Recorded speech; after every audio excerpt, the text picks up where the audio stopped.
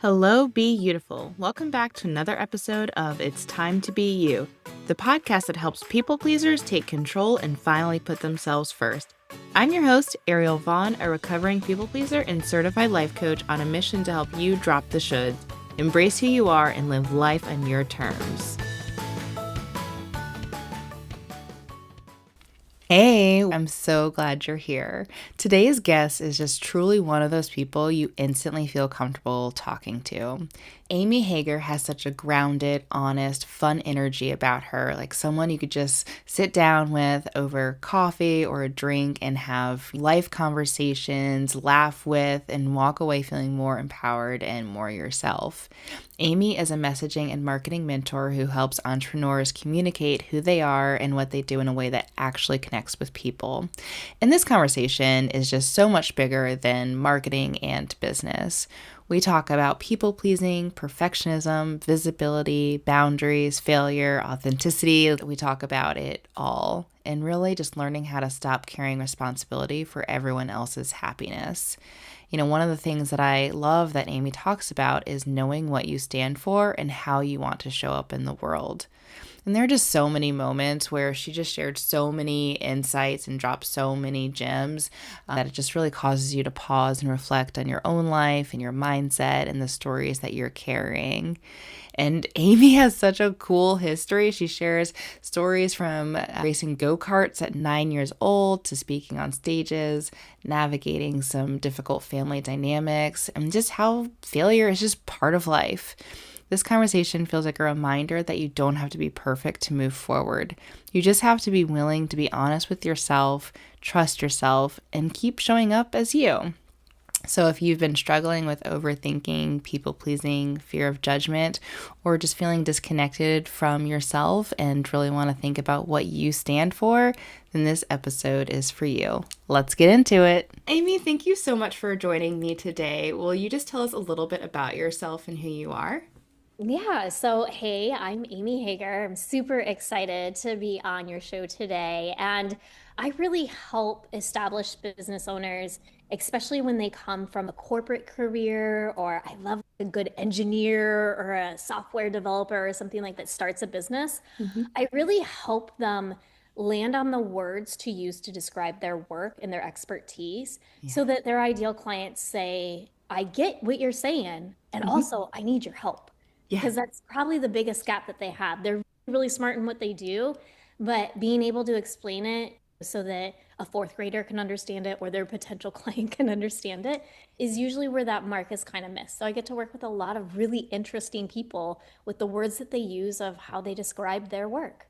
That's awesome. And that's so needed because I think so many people that are business owners, they have this great knowledge and their skill, but they don't really know how to communicate with Yeah, their ideal client, or they've got so much that they want to offer, but it's like, how can I right. just get them to really narrow it down?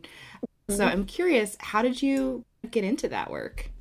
So I would say that there's been like this entrepreneur building community and conversations throughout basically my whole life. I Yeah. started entrepreneurship when I was 9 and Oh, I wow. was racing go-karts and I Cool. needed local businesses to give me money so I could buy tires and gas to turn left in a circle for 20, 30 laps. And Nice. so I really learned how to position myself as the right person for them to support, even if I wasn't winning every time or not having championship years or whatever. Just really how to build that relationship marketing strategy at a Yeah. really young age so that I could have a following. And no Mhm. matter, again, no matter how well or how bad I did that night, I always had people coming down to me after the races and talking to me. And so I was always getting great exposure, taking photos. This was back in the day when there was no digital cameras, and those photos would have to be printed. Yeah. And and so just taking some of those fundamental relationship building, especially when it comes to brand building and marketing, and weaving it through. I've been in radio, I've been in TV, I've been in publishing. I worked a lot in the nonprofit association chamber space, and I still do some there too because their missions and visions are huge, and it's very hard sometimes to articulate that. Yeah. But I think what has helped me land where I am now is the fact that I think through all of the life experience that I've had, I understand that when an entrepreneur starts a business, the first thing they're not thinking about is how great of a marketer can I be? Right. It's that offer, it's that I know my expertise. And so I can really work with them to figure out how does this flow within their day to day so that it Hmm. feels natural and it doesn't feel like a chore. I love when an entrepreneur is empowered to Hmm. be their best messenger or their best marketer. Yeah. And I don't believe that we should be farming those out to marketing agencies or whatever that might be. I think it really does hold true with the entrepreneur who has that original vision. Hmm. And then they share that vision, they guide that vision so people can implement and execute for them. But yeah, so I think I've always been a doors are always open. Let's walk through them and see what happens. And that's how I've gotten to where I'm at now. Yeah, I love that. And we're definitely going to dive more into the marketing and messaging piece. But I'm just so curious to go back to when you were 9 years old doing Oh yeah. like go-karts and promoting yourself. And especially the fact that you mentioned whether you won or lost, that you were still able to put yourself out there. And I think a lot of times people don't like to fail and they don't like to publicly fail and they don't like to let people know that they failed. So, what was it that helped you realize I may have lost, but I still want to keep going and people should still support me? Yeah, I think the biggest thing, and especially being a girl in a male-dominated sport, Yeah. I always had that going for me. And a lot of people looked at that as something that was maybe against me. People would always come up and say, "Hey, you did a great job tonight, even though you wrecked or Yeah. whatever," right? And yeah, I took advantage of people are coming up to me because I am a girl and Yeah. I am the only girl out of Hmm. 40 boys doing this today. Yeah. But I think what I realized is the girl card was only going to last me so long. Hmm. If I didn't build good relationships with these people and I Yeah. didn't bring them along on my journey with me, Yeah. then they're eventually going to get sick of me losing or whatever it might have. Hmm. And so I think the one thing, and I was actually reading an article not too long ago about one of my rookie seasons, Hmm. and I was just wanting to go out there and make sure that I didn't cause trouble and that I didn't make anyone crash, and that my goal was to Hmm. finish the race. Yeah. Okay. The goal wasn't to win the race as a rookie. The goal Yeah. was to finish. And I think having the right expectations of myself and not setting that bar too high so that I couldn't achieve it Hmm. is something that I didn't realize that I was doing, but I was doing, and it probably saved me a lot of heartache. Yeah. I think also being able to realize that none of us are perfect and there's a lot of variables, especially when you're driving in a car going 40 to 120 miles an hour, depending Yeah. on what car I was in. There's a lot of variables that are not in my control. I can't control if that guy's tire blows, or I can't control if these two cars to get together and spin each other out. The only thing I can control is my ability to adapt and respond, but also Hmm. my ability to think forward so that I can move myself forward in this race and Yeah. see the holes or see the gaps or see how this guy is going really low in the corner and I know I can pass him high. I have to Yeah. set myself up to go around him that way, though, Right. the next time we go into the corner. And so I think that just being able to look at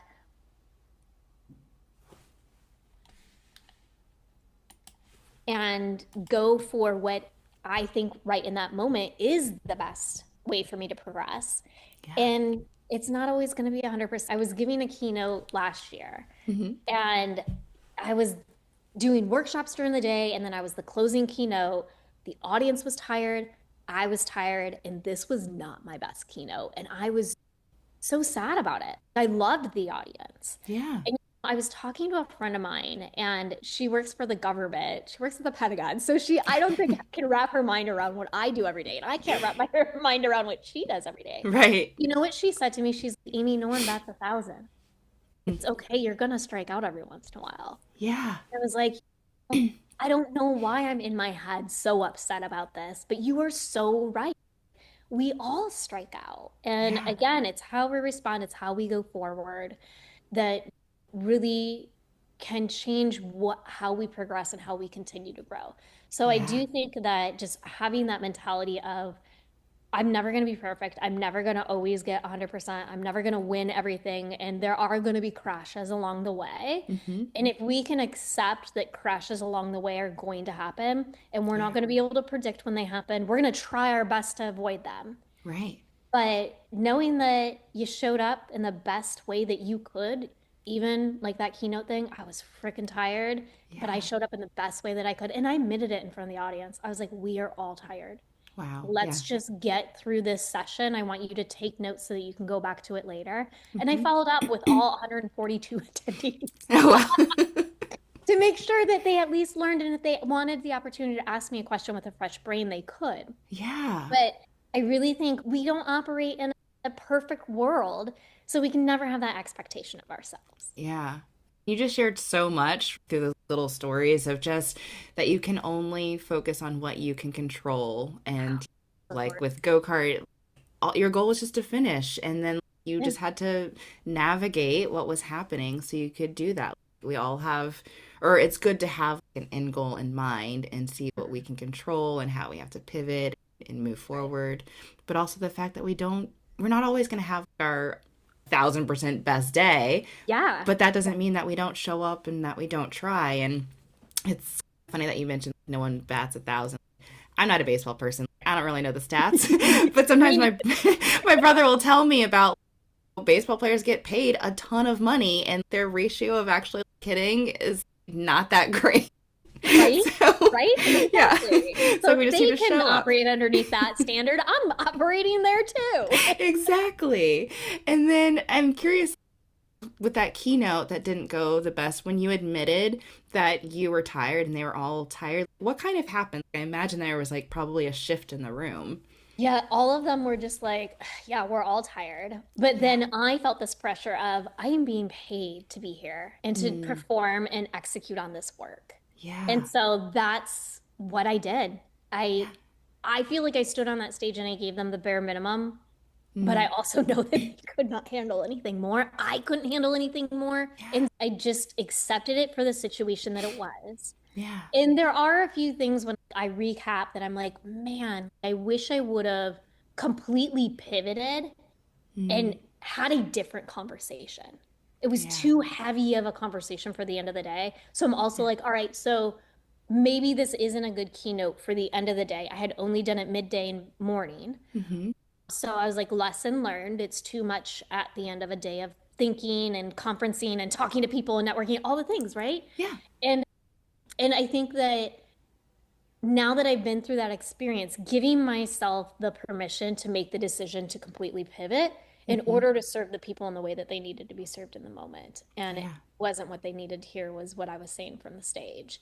Right. Um, so I don't know how I'll handle it again. I know it's probably going to happen again, right? Yeah. So I just, through that experience, though, I feel like I can handle it maybe better or differently next time, and we'll see how it goes. Yeah. Yeah. Every experience is a learning experience. And Exactly. even if you think you like quote unquote fail, like as long as you learn something, it's just taking it into the next experience so that you can do better or pivot and see like what else might work. Well, and I think just I had mentioned that I literally followed up with all, it was Yeah. over 140 attendees.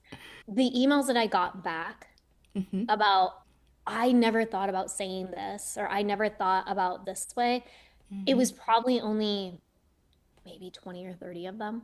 Hmm. But still just hearing from those people back. And I was Yeah. like, all right, this is the human to human connection that we thrive off of, that we can help each other, we can support each other. Hmm. This is really the curated community that Yeah. I want to live in, and that relationship building is so important. And I could have beat myself up and said, oh my gosh, I didn't hear back from all 140 something of them. Yeah. One unrealistic expectation. Yeah. Things land in spam. People's inboxes are busy, and I don't know what their day-to-day life is. I don't ex I My goal was to show up, Hmm. to send something, to send that touch point, and to not expect anything back. So that when I did get those responses, it really lit me up, and it really Yeah. made me feel like, all right, the situation wasn't the best situation, but they still got something from it. They're Yeah. still appreciative. They're still recognizing that human moment. Exactly. And yeah, and I think the other thing that kind of goes along with that is your message may not always be for everybody, and then that's So, okay. And a thousand then, percent. yeah, and what I was thinking too is you showed up in a vulnerable way, being honest that you were tired. I think sometimes people can struggle with how vulnerable should we be, and like Yeah. how do we kind of balance that, and especially when Mhm. you are getting paid to do something, to be like honest about like, man, Great this might point. not be my 100%, but Right. yeah. So how do Sorry. you balance being vulnerable and visible, and yeah. So I do think that one, I don't believe that we need to be open books, Yeah. but I do believe that we can share things Hmm. when we actually feel ready to share. And again, I've been speaking going back to the 9-year-old go-kart racer. Like I Yeah. used to take my go-kart around to the first and second graders because as a third grader, I was living my dream. And I wanted those kids to know they can have adult dreams and achieve them too. And I so love I've it. been, I've been speaking for a long time, Yeah. but I know I'm still going to have bad days. Hmm. And I think one, recognizing and accepting that in myself, but two, I didn't word vomit and just go down this rabbit hole about how tired I was and Yeah. how this really sucks. Yeah. I admitted how I was feeling. I admitted what I observed of that audience that day. Hmm. And I think that it does take comfort in knowing yourself and comfort being in the uncomfortable. Hmm. Now, maybe 10, 15 years ago, I would not have admitted that. I would have just continued to push through, which I Yeah. did end up pushing through this time, Right. but I admitted that we were all tired. Yeah. So I do think that when you feel ready to speak and to really have that vulnerable moment with whoever the audience may be or whoever the person may be, it feels nervous, but it also feels calming. And that's the best Mm. way that I think I can describe it. Like with Yeah. my stomach and nuts, and I also was like, this is something that I need to verbalize and I need to say. Yeah. Yes. And I think that comes from experience, that comes from your life journey. I don't think it's something that we just know, but also I do think it comes from being able to reflect and be able to know that when I get off a stage or when I do something, I do take those moments to reflect. I don't just Mm. continue to go. Yeah. I want to make those pauses. I want to be able to say, Amy, you did a good job of this, and maybe I missed the mark on this one or on this piece or whatever, but no big deal. Yeah. And I think that's the thing, telling myself it's not a big deal. Hmm. No one died. I'm not Hmm. a heart surgeon. Right. And so I have to remind myself that anything that I'm doing is not life-saving. Is it Hmm. life-changing? 1,000%. I Yeah. definitely think I'm changing lives, but I am Yeah. not saving people's lives Right. because, again, I'm not a heart surgeon. Yeah. So when I can look at it through that lens of, all right, can I feel comfortable with the words that are coming out of my mouth? Yeah. And do I feel comfortable in this space? And because I had taught breakouts all day, I got to know most of that audience. I knew most of them by name. And I Right. started to call them out by name from the stage when no one was participating in the group exercise. And then when people just did not respond and looked at me deer in headlights, I was like, okay, we are all tired. And Yeah. that is okay. I'll teach the material. We're not going to have the group exercise components. But I do think it takes time, it takes reflection, Hmm. and it takes, again, not having that perfect expectation in mind. Hmm. Having Yeah. that I'm going to show up, I'm going to do my best and do my part, and how the rest of the world reacts, that's on them. Yeah. It's not my burden to carry. Right. So I do think it comes down to mindset when you're Yes. being visible or when you're trying to figure out when to tell a story or when not to tell a story or when to share something about yourself, when not to share something about yourself. And I think there's one more component too, Yeah. is when you really know deeply your values, like what Mm. really drives you day in and day out. And Right. my top 5 values are community and connection, food and wellness, travel, and food and booze is one. So why would I say one? Oh, and money, duh. Yeah. Forget about that. And I feel and I know part of building that connected community is me being honest Yeah. and sharing the things that I'm ready to share. I Yeah. wouldn't get on that stage and maybe talk about the relationship with my sister or something along those lines, because that's stuff that I don't want to share with the world, that I'm not ready to share with the world, and I don't know if I ever will. Right. But Yeah. also, family isn't a part of my top 5 lifestyle values. So when Yeah. I do speak from that stage, I typically don't talk about my family, right? Yeah. And so, because I'm really clear on those values, it makes it really easy for me to say, yes, I need to talk about this and I'm ready to talk about this. Or no, this isn't something that needs to be public knowledge or that I Hmm. need to be visible about. This is something that I can keep behind the curtain for myself.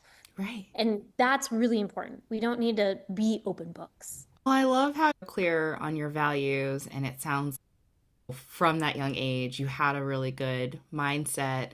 Were there ever any times where you weren't so clear on your values or you struggled with those outside opinions like that weren't Yeah. as supportive and or as encouraging? Yeah, it happens, right? We can really beat ourselves up when someone gives us their opinion or says something about us. I think one, knowing your true self is going to Hmm. help you go further. Yeah. But I do think that there is also a delicate dance of, are they saying something that maybe I need to hear? Yeah. And what lens do I need to hear it from? And I one of the organizations that I work with, my business partner there, Hmm.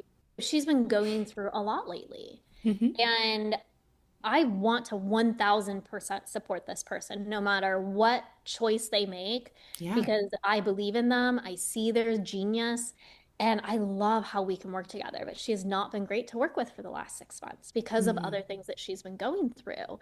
Yeah. And sometimes she has made choices to put things out there, and people are attacking her. People are coming to me and saying things about her. And I think that I had to have this conversation with her. Hmm. And I've tried a lot over the last 6 months to bring things up. Hmm. She wasn't ready to hear it. Mm. Yeah. And then last week, I could tell she was. She was in a place where she could hear some really mean things that I had to say. Hmm. And I didn't mean them to be mean to tear her down, but these are how people are viewing some of the things that are going on right now. These are the things that people are feeling right now. Yeah. And maybe there's a little bit of damage control that we have to put in place, but also we're not saving lives. Yeah. No one's dead. And when she was ready to hear, it was amazing the action she was ready to take. When I tried to have this Hmm. conversation 3 months ago, Yeah. it was completely shut down. She blamed me for it. I was like, no, no, none of this. Yeah. None of this is to be true. And I could have took that really personally. Yeah. But I knew it was more her than Hmm. me. Yeah.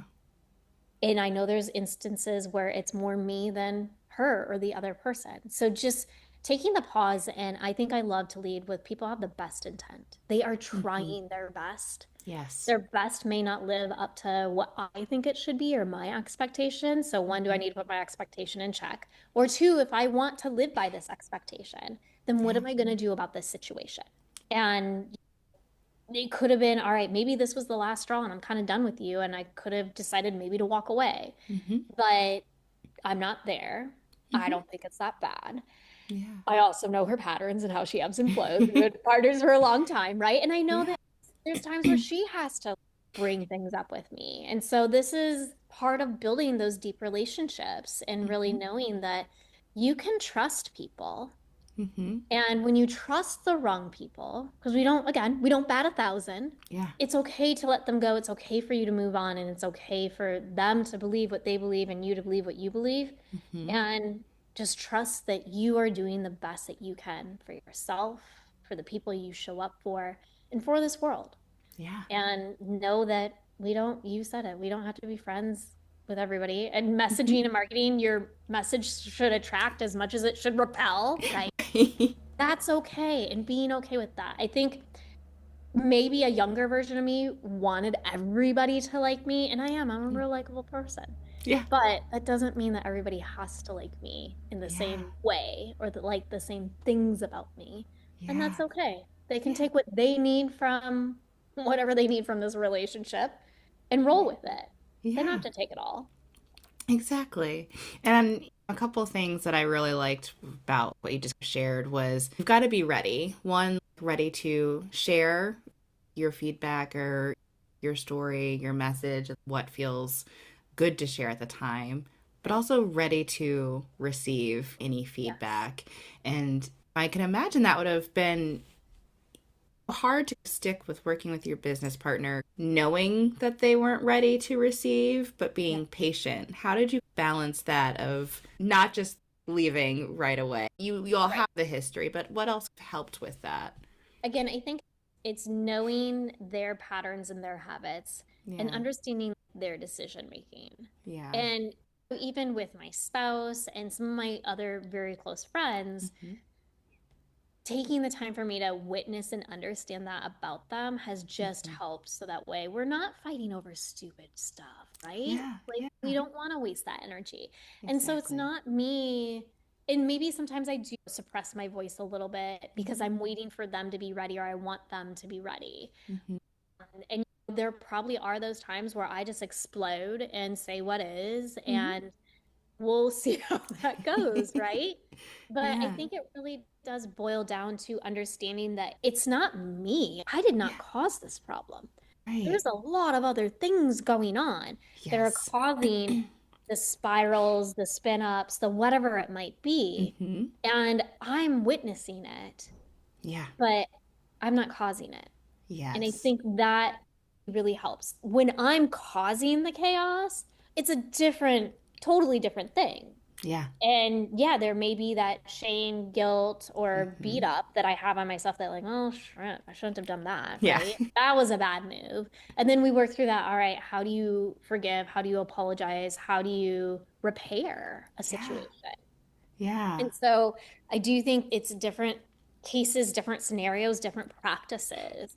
Hmm. But just, I think the other thing too that really helps me is making sure that I do what I need to fill my cup first Yes. every single day. And this is easier for me than some others. I don't have children. I have a Hmm. very demanding 18-year-old one-eyed cat who Oh. has to be fed a whole slew of pills in the morning. But that I every morning, especially before work and especially before having sessions with my business partner, Yeah. I make sure I'm not listening to anybody. I have quiet, I have calmness, I have my hot Mm. water. I sit on my grounding blanket for a little bit. I try to do something that is an easy task for me to complete. Feeding the cat, not an easy task because she doesn't eat every day. So maybe it's putting away the dishes or I did vacuuming yesterday. I thought we were going to lose power. I was like, if we lose power, I want this place to be vacuumed. So it's just one simple little task. Sometimes it's Yeah. knocking out a project that I know I can knock out in 5, 10 minutes and but surely get something accomplished because I feel like if I can start my day calm and accomplished, Yes. it does not matter what happens the rest of the day. Yeah. I love that. Yeah. Oh, you're just like everything. Every time you talk, I'm like, oh, you're saying so many good things. Yes.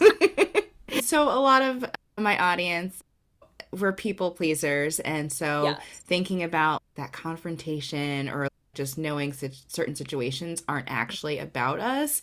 I think Right. when you were talking about that, just really hit as an aha moment to remind ourselves Yeah. that people have other things that are going Yeah. on. And just Right. because of how they react or what they're doing, it's not ours to always take on. Yes, Uh-huh. there's a part of ownership and seeing how we played a part in a situation, but we don't have to control everyone else's happiness or their reaction. No. That is on them. Yeah. When I let go of trying to make sure other people are happy and only focused on my Yeah. happiness, it's an amazing shift that you can make. Yeah. Was there something significant that happened for you to realize I need to focus on myself and that's I think important? so again, I was also very much a people pleaser, but also a little bit of rebellion. I Yeah. always have had my own back. But I think my parents went through a divorce. I was in my late 20s when they went through a divorce, and they Okay. probably should have been divorced very early on in my childhood. But Yeah. I remember fighting to keep them together too. So there's that. But I think when I realized that my dad was cheating on my mom, and I don't even know how many times he did. Yeah. That was his way of finding his happiness. And I don't think it was an Mhm. appropriate way to go about this. Right. But also, then I started to realize no matter what I did to show up for him and for this situation, it didn't matter. I skipped a vacation because they were spiraling Mm. and I was talking to him and then talking to her, and it ruined my weekend with my husband. And I was Yeah. like, I'm not gonna let these people, my parents, I'm not gonna let their shit ruin my life and my Yeah. happiness. And Yeah. so I think it was learning how to make happiness happen for me in a correct way or positive way. Obviously, Mhm. not sleeping around and cheating. But I think also that does go to show I can only control so much. Uh-huh. And I dedicated all this time and energy, and those people are at the same places they were when I Hmm. left them. And I Yeah. missed that vacation. So that was a real, real quick awakening to me of like, all right, I cannot help them. It is Hmm. not my job to help them. It is Yeah. not my job to make sure that they are happy. If I don't take care of me, Hmm. what if I turn out like them? What if Right. I'm like them in my 50s? And I Yeah. don't want that to happen. Yeah. So I think that instance and that weekend particularly was a real big aha awakening that I really needed to adjust Yeah. how I viewed my happiness, how I viewed really being able to be the people pleaser and being the good daughter and all Hmm. of these things. Forget it. Yeah. And then when you had that awakening and made the decision to really focus on yourself and your happiness, what was that initial shift like? Was it difficult? Was it easy? I would say once I realized and once it became very clear that Hmm. the people pleasing wasn't helping me and was making me miserable, Yeah. it was not hard. Yeah. What was hard was then the stories and the narratives that went out about me from my Mm. parents to their siblings, my cousins. And has Yeah. that ruined relationships that I wish I had right now? Yes. But Yeah. also, if that's what they needed for them to feel good about themselves, again, on them, not on me. I know who I Right. am. I'm okay with that. Yeah. And do I wish I had better relationships with my aunts and some of my cousins? I do, but Hmm. also, I don't because of the narratives that were told and Right. of the decisions that I made to create space and boundaries and Yeah. not be the one to sit there and navigate and negotiate whatever fight or whatever thing that they were having or not be the people pleaser. And Yeah. when I stepped back and stopped people pleasing, it also became very clear to me that, wow, those aunts and uncles and cousins aren't my jam anyways. Yeah. Yeah. They're not my people. They're not my cheerleaders. Sure, they're blood, Yeah. but I don't think they ever want to see me truly. And again, that's on them. I don't know why. Hmm. And who knows, maybe we'll unpack it someday and have a conversation about it. Yeah. But if we don't, I think also acceptance is key in this life and Yeah. accepting people, again, are doing the best that they can. When I look Hmm. at the environment my parents were raised by their parents and the generational trauma that gets passed down, I'm like, Yeah. huh, all right, this explains a lot. And now I understand why they are the way they are, and I'm not going to change them. It's not my job Right. to change them. So, what do I want to accept? And what Yeah. type of a relationship am I comfortable with? Hmm. And just being okay with that. And if that changes down the line, all right, we'll see how it goes. Again, doors are always open in Amy's world. So Yeah. we'll see what happens Yeah. and just keep moving forward. But I think I often get asked the question, gosh, your parents are getting older and you're not very close with them anymore like you were. Hmm. Are you gonna regret not having this closeness or that time? And I'm sure there's probably gonna be some, but I do think I also had to grieve who I wished or thought that they were to me. Right. Yeah.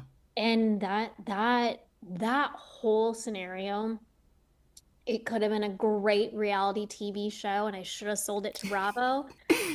But I do think, wow, this was what I needed in order to see the generational trauma that was being passed down to me, the expectations that were being put on me that aren't Yeah. mine to hold. It's not my suitcase. Thank you so much for sharing that because I think a lot of my audience struggles with that of our Yeah, family relationships that aren't really serving us, but we feel like we are supposed to stick around or stick with it just because it's our family and it's what we're right, supposed to do. And yes, you wish you had a better relationship, right. but if it's not going to be something that's actually like life giving to you, why put yourself through that until they're ready? And then maybe, yes, like you said, Yeah, doors open, things can change. yeah, But yeah, you've got to focus on yourself yeah. and change that situation. So true. Yeah. And then I do want to get into messaging and a couple of things that you're working on because it's really exciting. And I think it's especially like for people pleasers or like anyone, like when you have a business, it is hard to get your messaging down. And especially like you don't want to alienate yourself to like potential Yep. clients. So you're like, I want my message to be like broad. I don't want people to not want to work with me. Right. Yeah. Yeah. So what are some things that what are some common challenges that you see like when you first start working with some of your clients on their message and getting that right, getting Let's that go down? down the broad rabbit hole Yes. first. So, what I say a good test Yeah. is when you introduce yourself, if people can't either picture a friend or someone that they know in their mind when you're speaking, Hmm. or even feel like, oh my gosh, she's saying exactly what I'm thinking, Yeah. you're too vague and too broad. Yeah. So, when you can speak to the heart of one, Hmm. that will lead you to speak to the heart of many. Yeah. Because that one person feels so deeply connected in what you're saying to them that they can either see themselves in your message or a friend, a family member, a colleague, whatever it might be. When we can picture people's faces Hmm. and make those connections, that is when your message is working well. And so some people go through the route of, all right, well, I need to niche down or I need to do all these avatars and name them names, this, that, and the other. Yeah. If you really can talk about your work and have someone say, "Oh my gosh, my mom needs your help," or "My someone Hmm. needs your help," or sometimes they're not instant to admit that they need your help, Right. that you're like the voices we hear in our own heads. That's what you just said to me, and that's what was in my head. That's freaky, right? Yeah. So I do think when you are speaking too broad and people can't picture a single face in their head that you're talking about, then you need to bring it more narrow. Hmm. And when you're thinking about messaging, think small. Think again, what is it that you can say that's going to bring that face up in that person's mind? I think another really fun place to play is instead of introducing yourself about what you do, I Hmm. could say I'm Amy Hager. I'm an organic marketing mentor and I Hmm. help entrepreneurs. All right, cool. What does that actually mean? The question that I love to play with for your introduction is what do I stand for in this world? Mm. And That's if you, powerful. it's a real powerful question and it is super fun to play with. Yeah.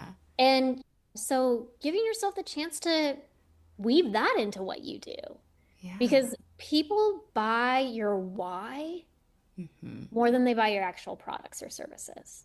Yeah.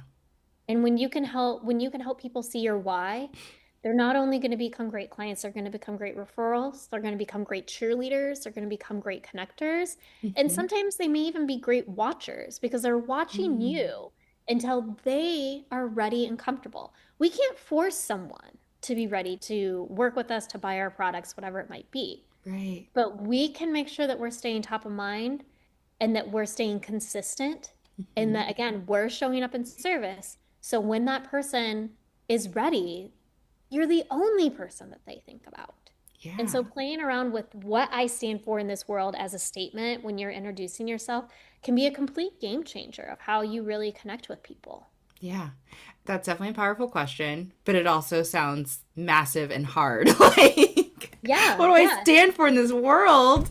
right. How do you even come up with that? Where do Well, you and so start? I think it's when, again, through experience, you're Yeah. not gonna, what you say today is not gonna be the same that you say probably in 6 months or a year, especially if you're newer to business, right? Yeah. One, giving yourself that grace, your messaging will always grow with you. It is not something that comes right Mm, out the door that you land right away that carries you on for 40 years. right. Never happens. The only thing that we carry on for multiple years is usually our name. Yeah. That's the only thing. And you could even So change that if you you wanted. can even change that if you want. And so really when you think about that, like when I think about what I would have said to that before is messaging and marketing shouldn't be hard. It shouldn't be a chore. Mhm. And I think it's a skill set that everyone can learn. It is something that I used to use. But then when I started to see how empowered people felt, Mhm. and what I stand for is I really do believe we can all be empowered to be our best messenger and marketer. Yeah. That's where I'm landing right now. And I feel bone deep, so true about that. Yeah. Does that mean everyone has to believe in my truth? No. Again, if you want to go hire a marketing agency to do your marketing and stuff for you and to do your messaging for you, have at that. I know Mhm. there's great people out there doing that work, Yeah. but that's not the work that I believe in. Right. And I think let it evolve with you.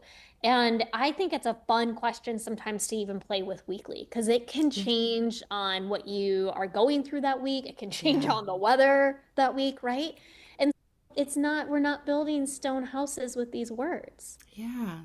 They're words, and it's a great way to communicate and connect, yes, but give yourself the permission to play and experiment. Yeah.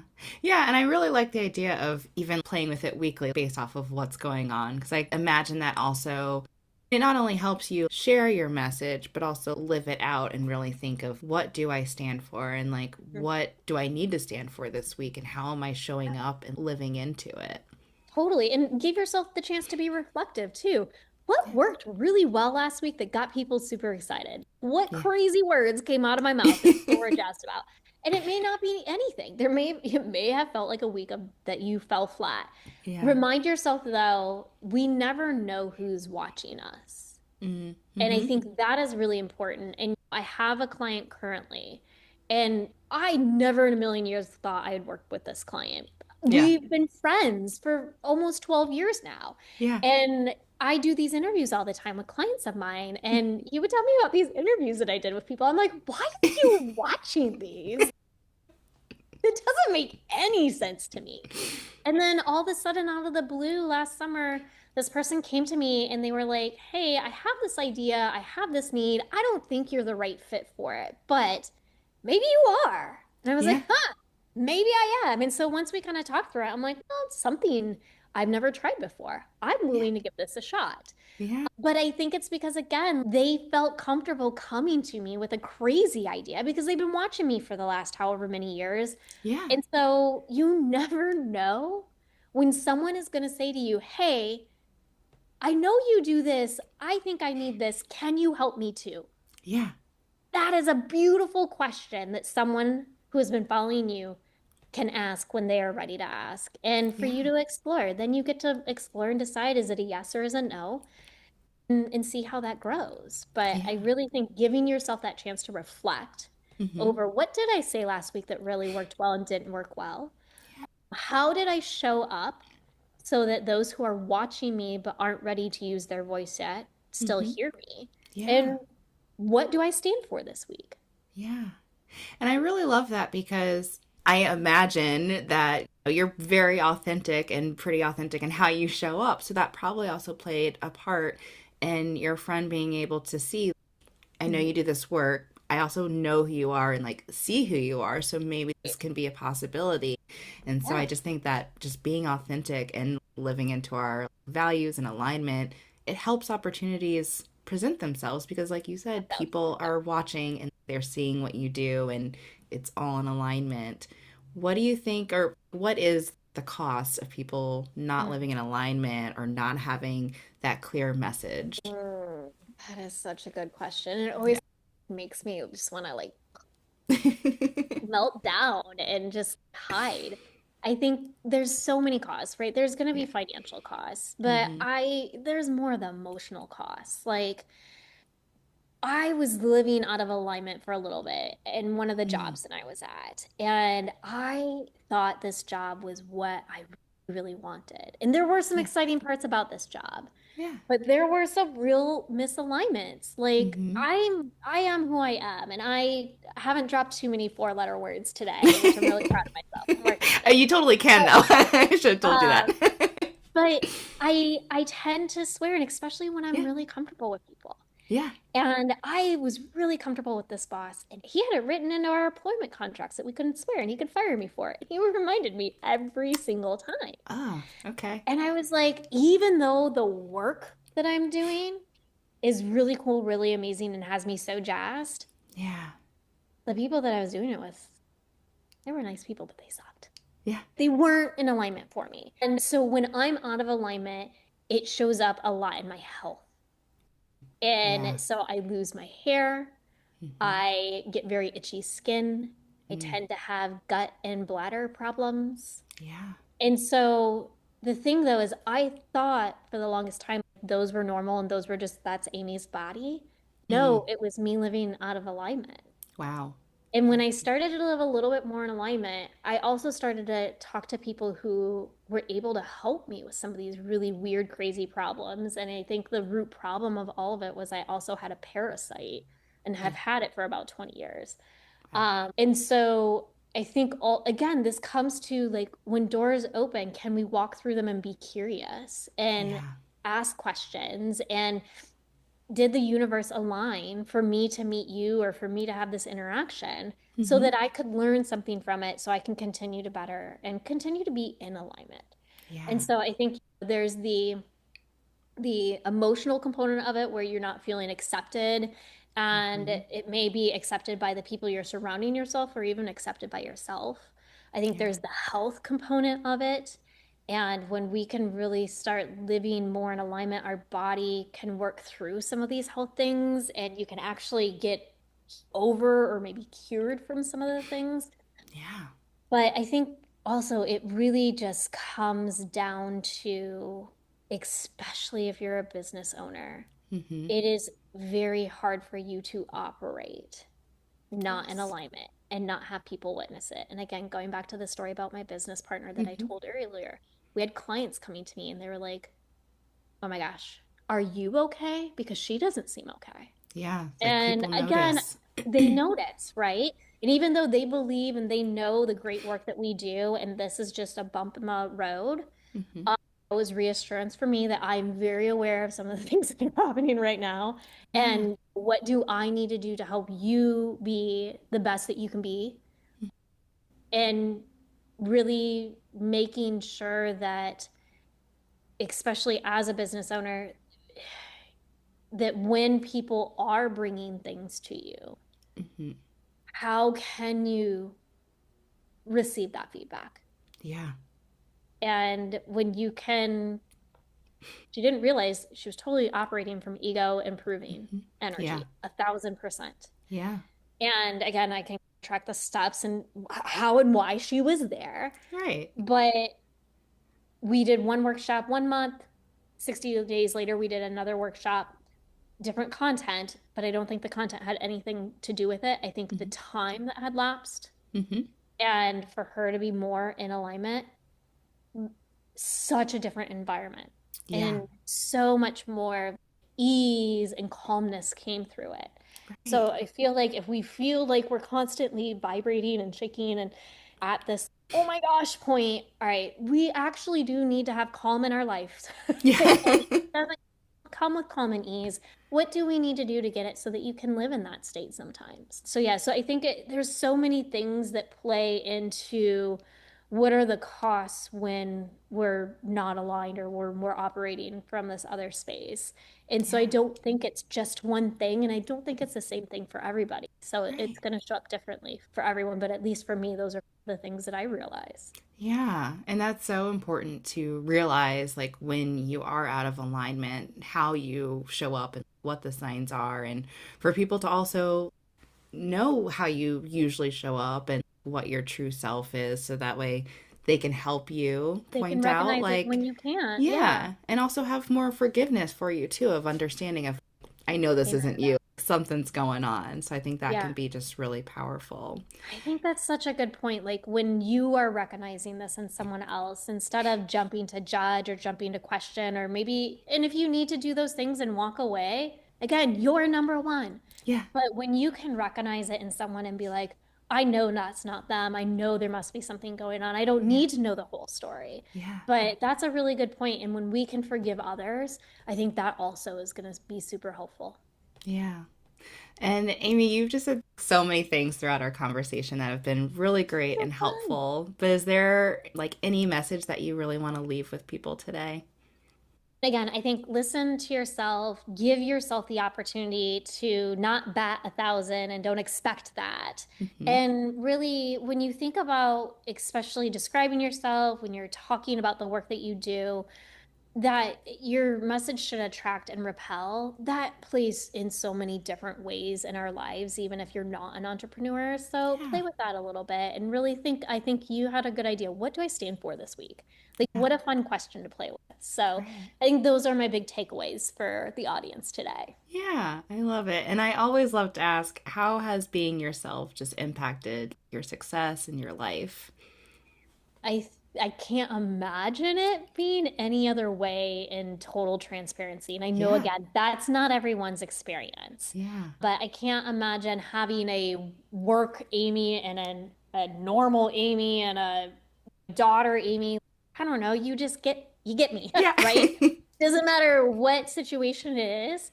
And Yeah. so I really think that if there are people that I can have conversations with or anybody who feels like, gosh, I don't know how to do that, recognizing the problem, not the problem, recognizing the situation first, Hmm. and then being curious and questioning so Yeah. that you can feel into that. And what is it? Hmm. What is it to be you? Yeah. I love it. And where can people find you and connect with you? Yeah, I'm mostly on Facebook, Amy Hager, and it's Hager Hager. You can also find me on LinkedIn. It's Amy Hager, Caeiom. So yeah, you can check me out there. Awesome. Wonderful. Thank you so much for joining me today, Amy. Thank you for having me. Thank you so much for listening to today's episode. I hope this conversation reminded you that you do not have to be perfect to be worthy, successful, visible, or impactful. You definitely don't have to bat 1,000. You don't have to make everyone happy, and you don't have to abandon yourself just to keep the peace. One thing that really stayed with me from this conversation was the idea of asking yourself, what do I stand for? Not forever, not for the rest of your life, but maybe just this week. What do you stand for this week? How do you want to show up? What feels aligned for you? And I loved Amy's reminder that your message should attract and repel. Not everyone is meant for you, and that's totally okay. The right people will feel connected to your authenticity, your honesty, and your energy. So let this be your reminder to trust yourself a little more, release the pressure to be everything for everyone, and give yourself permission to simply be you. And if this episode resonated with you, I would love it if you shared it with someone who needs this message. Tag us on social media or leave a review. It truly helps more people find the podcast, listen to these messages and these conversations. It's time to know what you stand for. It's time to own your message. It's time to be you.